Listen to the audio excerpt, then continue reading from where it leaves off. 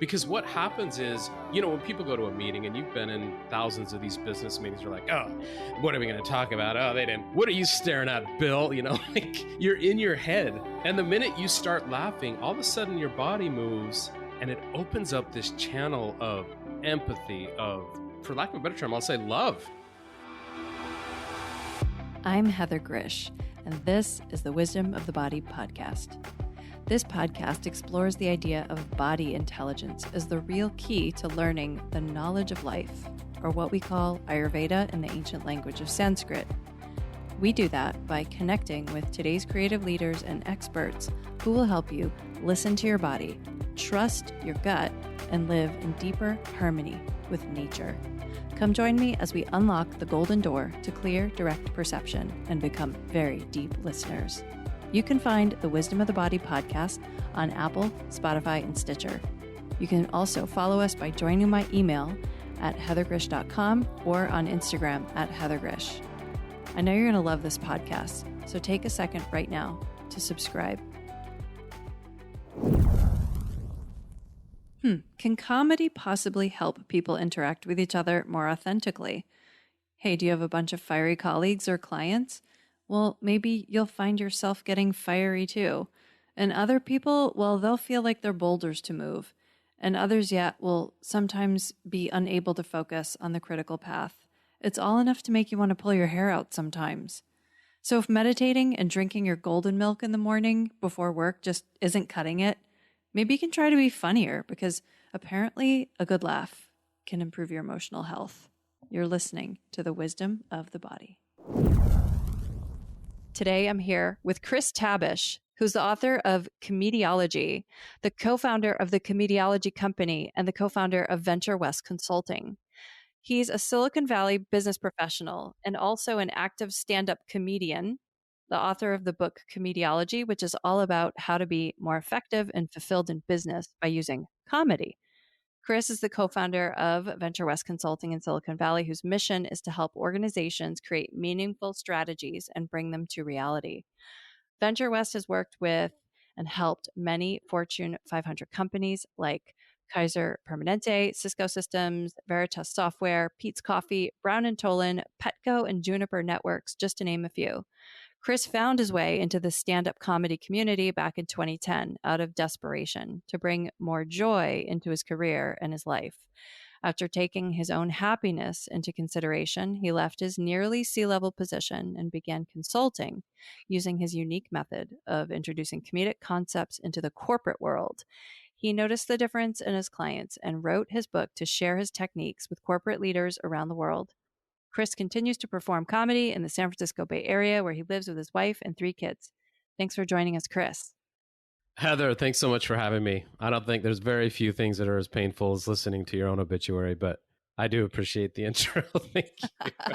Oh, and it starts already, the comedy. That's right. So, Chris, I asked you to come on this show called The Wisdom of the Body. And what do you think? What the heck does comedy have to do with the wisdom of the body? Well, I do think there's something to realizing. I think there's many things, but I think there's definitely the wisdom that we have within ourselves. And I think from a wisdom of your body perspective, a lot of what a comedian, at least in my experience, I've relied on and I've observed that I need to rely on is more myself. What's my point of view? How am I feeling right now? Am I being authentic with what I'm feeling, and I'm projecting that to the audience? Because without that, the comedy doesn't work. You can't get a connection with the audience. And I think there's a lot to that. Yeah, I'm not a really funny person. I don't feel that way anyway. In fact, if you were to ask my mother to describe me in one word, she would probably use the word serious. Well, that's better than unfunny, I think. Yeah, exactly. So tell us about your work. Tell us about, what is comediology? Well, comediology is taking the principles of stand-up comedy and applying them to the professional world. And so, when you hear the word comediology, you're like, oh, wait a second, is that telling a knock-knock joke in the boardroom? And that's not really it. It's actually more the fundamentals and the concepts of what a comedian uses and bringing that into business. And so things that comedians do really well. And first of all, they create a lot of material. They look inside themselves, they observe, and they're always in this state of creation, as opposed to just going to meeting and being pulled into every direction. The second thing they do, and a little bit what we talked about, is they have a voice, they have a point of view, they have a negative opinion or a positive opinion on something, but they're looking internally to express that. The third thing they do is they connect. They know how to connect with people. They know how to be self deprecating. They know how to show emotion. And the final thing they do really well is they present engaging content and they get people excited. They know how to condense it. They know how to bring punch. And so those four things, yes, they work well in comedy, but boy, that's business right there. If you can take and generate ideas and express them to people and have them interested and engaged and bought into you, boy, that's, at least in my experience, that is a recipe for success in business. Wait a minute. Did you just say that people can have emotions at work? I know, right? Well, I didn't for the first 20 years. And yeah, it's crazy to think that we've been wired that way, but that's kind of how I think a lot of people feel.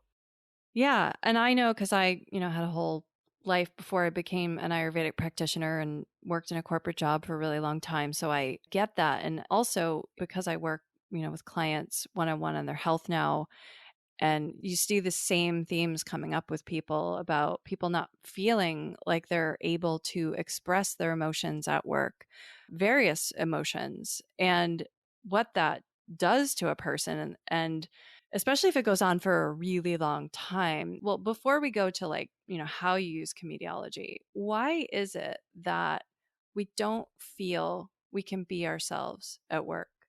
Yeah, I don't know why it is. I know the difference, and I know what wakes me up to the fact that it's kind of like we're living in the Matrix movie and that everyone is a rule of conformity. I think it has a lot to do with our educational system, actually. I think that we're raised to be in the fourth grade.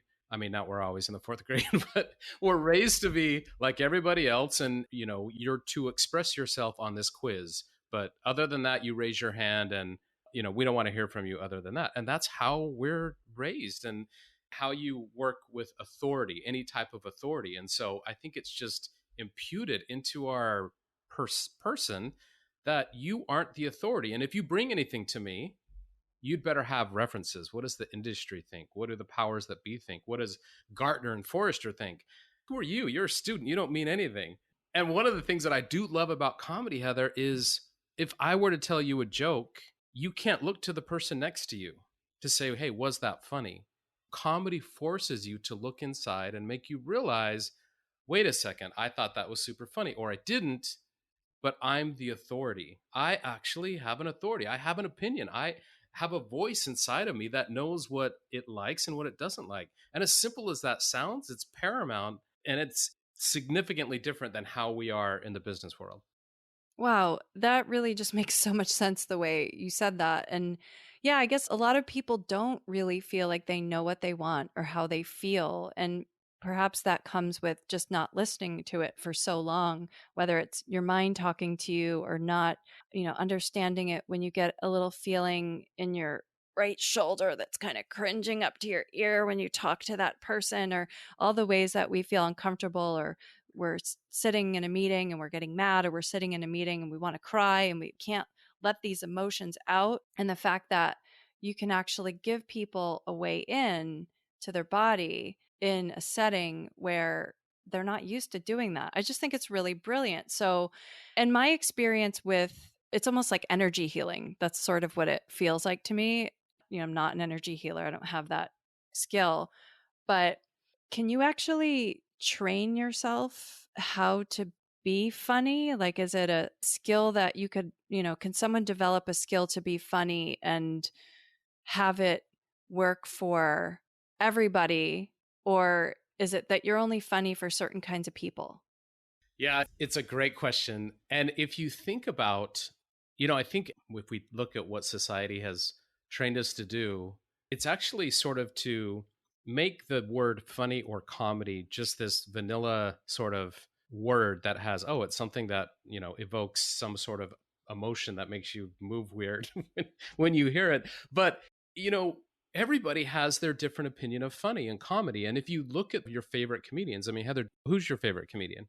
Chris Oh gosh. Tabish. No, sorry. No, I love, haha, you're one of the, yeah. Yeah. Jim Carrey. I've always loved Jim Carrey. Like from what his early stuff when he was on In Living Color. I love Jim Carrey too. Yeah, great stuff. Yeah, the Fire Marshal Bill. And okay. Now, who's another comedian that you're not so keen on? Whoopi Goldberg. Okay. So Whoopi Goldberg and Jim Carrey are both quote unquote comedians. But that is such a generic term. It's like using the word person to something that wasn't a person. Hey, can I become a likable person? It's like, well, of course you can. I mean, assuming they had DNA to do so, but comedy is so personal. In my opinion, it almost mandates that you are getting in touch with your persona, because you can't really compare Jim Carrey and Whoopi Goldberg. They're just different people. They're different essence. They have different energy. And like, you don't find Whoopi Goldberg funny and you find Jim Carrey funny.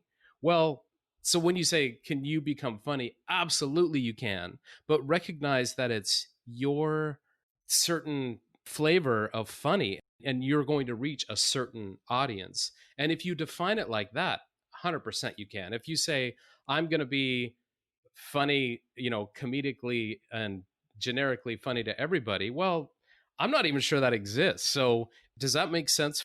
Yeah, that makes a lot of sense. And, I'm always trying to relate what my guests do to Ayurveda because it's sort of the paradigm I look at the world through now. And Ayurveda deals a lot with the body and maybe a little bit less with sort of mental content, I would say.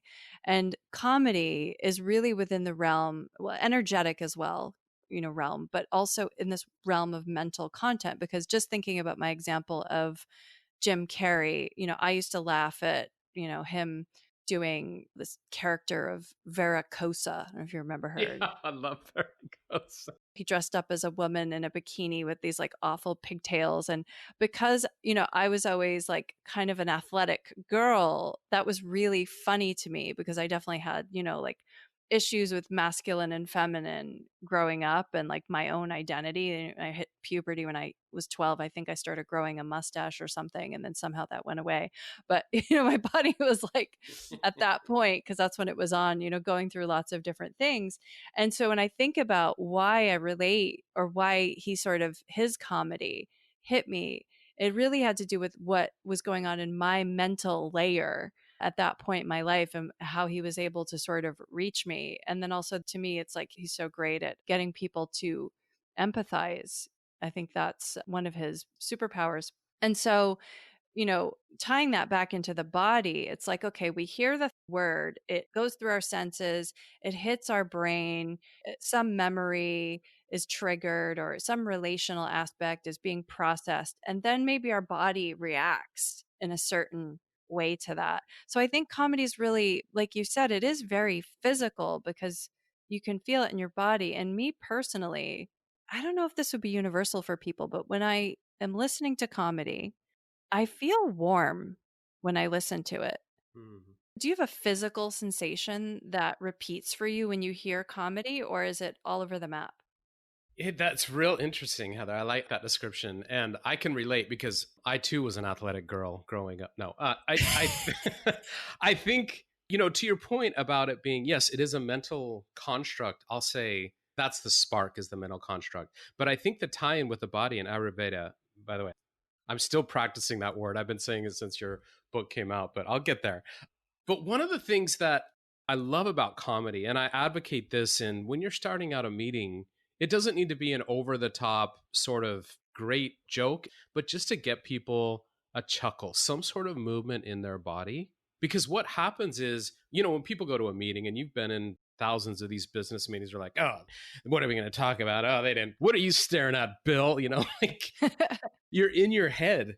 And the minute you start laughing, all of a sudden your body moves and it opens up this channel of empathy, of, for lack of a better term, I'll say love and wisdom and warm. And that's what comedy does as a setting. And it's a world of difference from just being in our head. So yes, it definitely has a feeling for me as well. And it's sort of this, I'll say, electric warm for me. Like I just feel stimulated. Sorry. I go there, but yeah, Aroused. I do. I mean, just all over my body, it's Yeah. amazing. Well, okay, so I also taught yoga for a long time, and I have this really vivid memory of being in India and right next to a park where all these old ladies were standing around doing laughter yoga. So this is like a thing, laughter Yeah, yoga. And so people absolutely. get together and just start laughing. And it's interesting because in yoga we do a lot of breath work, which is essentially what's happening to you when you laugh. You're getting a different kind of breath than you would when you're just sitting there, and your mind's churning about that Excel spreadsheet that you owe to that person over in the accounting department at 4 p.m. today.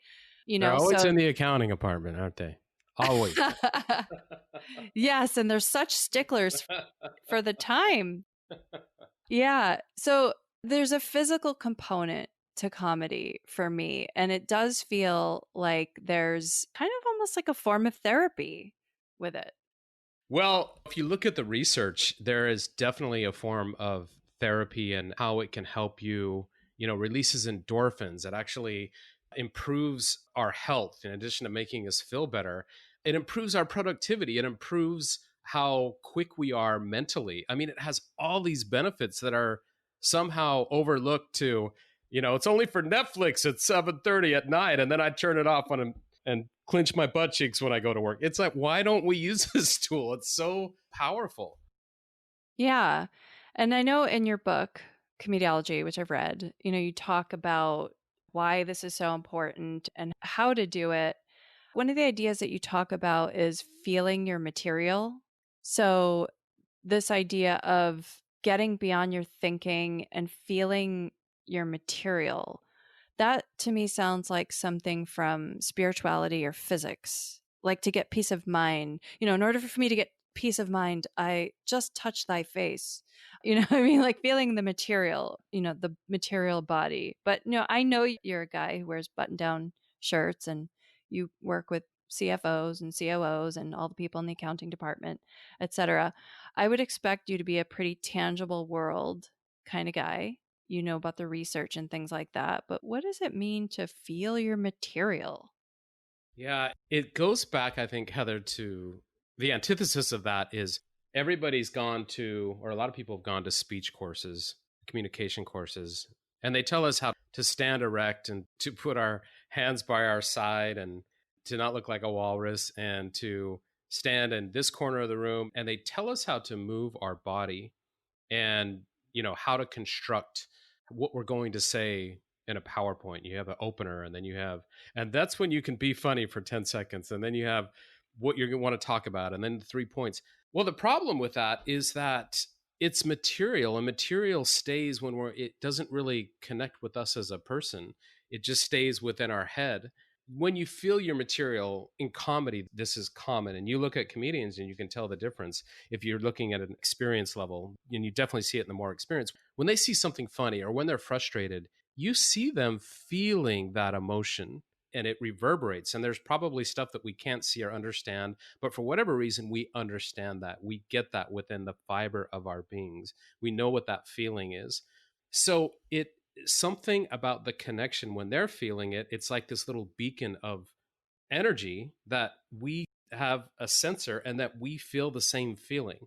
And when Mm. you talk about impact, and that comedian doesn't need to know where to put his or her hands, or they don't need to know where to stand. The feeling is the center point and everything flows from there. And so that's your direction, is listening internally. Everything else flows from there. And talk about connection. You're kind of bypassing a person's, and that's why comedy is so effective, I think, is that you're bypassing the analytical part of the brain and connecting directly to the emotional. And that's part of it, is that feeling. We don't share the same details in our thoughts, but we do, as human beings, in my humble opinion, share the same feeling. And so that's, if we rely on that to connect, if we fill our material, they'll fill our material. And it's so profound when you're expressing an emotion or expressing an idea that you're passionate about. how better to get people excited. Yes, they need the content, but that feeling, if you can get them in touch with that, it's pivotal. That's amazing. If you want to create a more receptive body, free from toxins, inflammation, and metabolic issues, would it be crazy for you to explore booking an Ayurvedic consultation with me? There's probably never been a more perfect time to do it. Every day you wait matters when it comes to your health.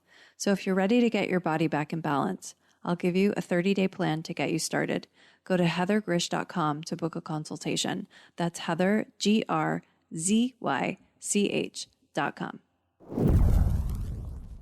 When I listen to what you're saying, I'm realizing how much empathy is a factor in that mechanism inside us. And if I were to think of something that someone could say that's said in a comedic way versus not said in a comedic way, like, I'm really sick of being in these meetings all day. I don't know, just like something that where there's anger, or could be like somebody saying, I'm sad about something. What is the benefit of spinning that in a comedic way? So just to back up a little bit, comedy is all about, one of the basic premises of comedy is all about breaking assumptions. So very similar to a horror movie, right? When an attractive woman looks in the mirror and then she hears a noise and she looks behind her, and then she looks back in the mirror and there's the monster. And it's like, whoa, wait a minute, the monster wasn't there. And you've broken an assumption. Well, the same thing exists in comedy, is that breaking an assumption breaks us out of that pattern. So it interrupts the logical flow that you have. And that, again, is the spark that has reverberation in your body and makes you feel good and warm, etc. But you almost need, I think why comedy works is because it interrupts that pattern. One way to say it is, I absolutely hate these meetings. And then I love these meetings, other than the fact that I hate every single one. And then you're like, oh, wait, that broke the assumption that I thought you loved all these meetings. And it's funny, it gets my body moving. I think that's a lot of it, Heather, is interrupting that typical pattern to kind of like life, like poking at you, like, wait a minute, wake up a little bit, be present, be here, be now, be here now. It reminds me a lot of jazz music and sort of that idea that when there's syncopation in the music, that, if you just have a beat that's like repeating all the time, you sort of get in a trance from it. But the moment that there's a syncopated beat, the pattern that is different than the beat that you're expecting to come, that's sort of where there's a little bit of like, ooh, there's like a little space there, a little bit of discomfort. And it's interesting because what that would be in Ayurvedic sort of paradigm would be this idea of vata, because vata energy, which is like the air and space elements, is essentially anything that's erratic in nature, anything that is a shift in a pattern is a big factor with vata. But isn't that also what requires us to be present sometimes, is like just to have something different? Yes, I think so. It's so funny. We are. I think the world, in the business world, is on this really bad jazz tune. It's like, da da da da da. Listen to your boss. Da da da da da. Don't talk back. And we're all like in this same mantra. And then all of a sudden, something, if we're present and things wake us up. Let's take comedy aside for a second. I know you've been in situations like this, Heather. I'm sure everybody has, where all of a sudden, oh, your boss was involved in a car accident. She's okay. And then all of a sudden the roles switch and you're woken up and you're like, are you okay? What can I do? And you build this great relationship, and it's predicated on this getting out of this bad jazz song. Anyway, I love that. I think that's spot on. One of the things that I've talked about with another guest on my show as a wildlife photojournalist and documentary photographer, my friend Justin Mott, is this sort of psycho-relational phenomenon of feeling like we have more than one self, like the self that shows up for work to pay the bills, and that self that isn't following his creative passion or the things he really wants to do, and feels like it has to be like separate or hidden from that first self that pays the bills. But there's really this like other thing that this person's wishing or dreaming or feeling blocked from being able to do on the side. And I experienced this myself back when I had a corporate job, and it definitely comes up a lot with my clients who have corporate jobs, or just any kind of job where it's funny, even people in what you might assume is a sort of expert role or an authority role. Even some people in traditional sort of authority roles feel this way, that they're not in charge of themselves, that there's some boss they're answering to, and it could be their wife at home or their husband. The Dr. Evil laugh. I love it. And I want $1 million. Anyway, yeah. But it's this idea of agency, of people feeling like I have a say in my life, and I've not just been given a job description that I have to conform to. So why do we have such a difficult time wrestling with this and being ourselves at work? Well, I think it's because, and this is something that being a comedian will definitely wake you up from. I think it's because we associate ourselves with our material. We get typecast with ourselves.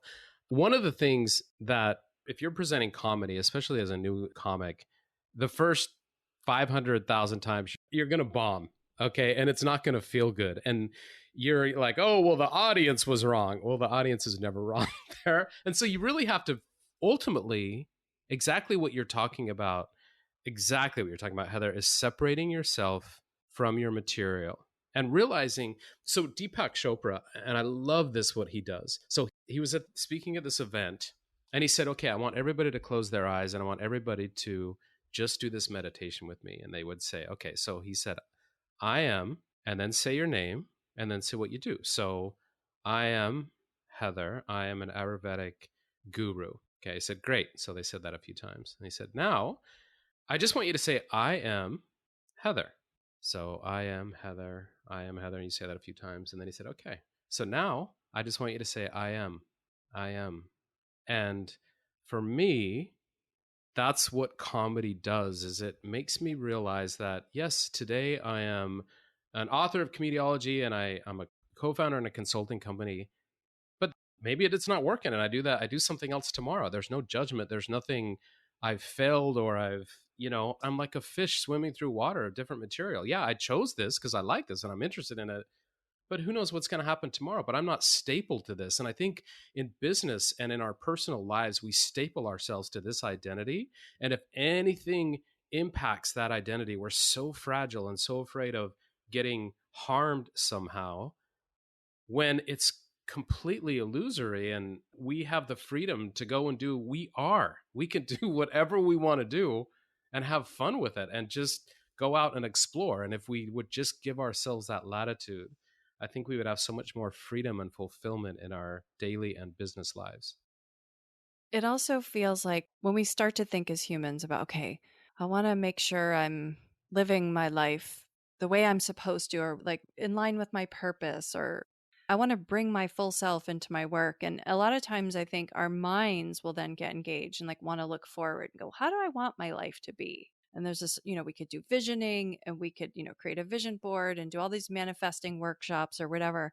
But at the end of the day, if it's like these moment to moment things that are happening that ultimately add up in our life. So the tool that you have, this comedy as a tool to bring a person into presence, seems extremely valuable, because if we aren't bringing ourselves into our work, and I'll say work in the sense of, the job that you go to, or the cooking your kid dinner, or going to Trader Joe's to buy your hummus and your chocolate peanut butter cups or whatever the heck all these things that we do. You saw my grocery. Never mind. Okay. Yes. So, if we aren't bringing this full self to all of these moments, what lives we're living? I mean, it's like walking through life sleeping or feeling blocked for all the time that we're doing this. But the question is, do we have the energy to bring that full self? Do you think it's tiring to bring your full self into your work? I think it's tiring doing the opposite, trying to live up to an expectation that just isn't you all the time. And like, I thought, this is going to sound completely vain, but it's true. And I don't mean this, and I thought I was better than everybody else, but I thought, I was a step away from being a C-level executive at a Fortune 500 company, and I'm super important and people are watching me. And then going into comedy, because that's when I started comedy, because I was so miserable, and just failing and failing and failing and failing and failing again. When something like woke me up that said, dude, you aren't that big of a deal. And you talk about a humbling experience. And then when you sort of, okay, I'm not that big of a deal. I have no idea what I'm doing. I'm just hacking through life like everybody else. There's this amazing sense of freedom. And for me, it actually has more energy to say, yeah, I suck. I'm going to try to tell a joke, but it probably won't work. And like, just even saying that to an audience will get a better laugh in my experience than trying to like be in your head and tell this really formulated joke. It's so freeing. It's so much fun. But yeah, we think we're a really big deal. I think that's a big part of it, Heather, is like, you're not a big deal. And just the energy release that has of giving ourselves the gift of saying, we don't know what we're doing and that's okay. It reminds me of now I've as I've gotten older, I was a child and a teenager and in my 20s, and I've told a lie before in my life, as I'm sure everybody has. And when you tell a lie and you could feel it in your body. You could feel it doesn't feel Mm-hmm. good to hold a lie. I mean, just you or me or anybody listening right now, you just think about a lie that you told in your life. There's some physical sensation that would come along with it. Now imagine that we have to hold those physical sensations for that lie, something that's not a truth, for whatever reason that we're doing it. We have to hold that energy in our body. It feels yucky.